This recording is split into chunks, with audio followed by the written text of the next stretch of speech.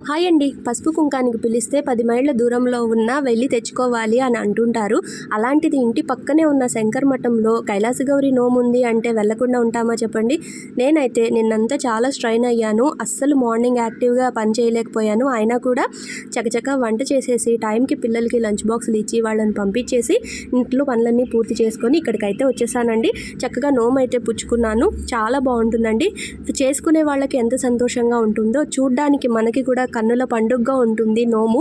అలాగే తీసుకున్న వాళ్ళకు కూడాను చాలా బాగుంటుంది. నాకు అన్ని నోముల్లోకెల్లా ఈ కైలాసగౌరి నోము చేసుకోవాలి అని చెప్పనని మనసులో చాలా గట్టిగా కోరిక అయితే ఉంది.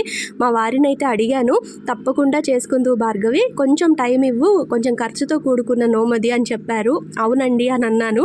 చూడాలి అమ్మవారి అనుగ్రహం ఎప్పుడు దొరుకుతుందో నాకు, నేను ఎప్పుడు నోచుకుంటానో. నేనైతే చాలా వెయిట్ చేస్తున్నాను. ఎంత కళగా నిండుగా ఉంటుందోనండి నోము అయితేను. Bye bye.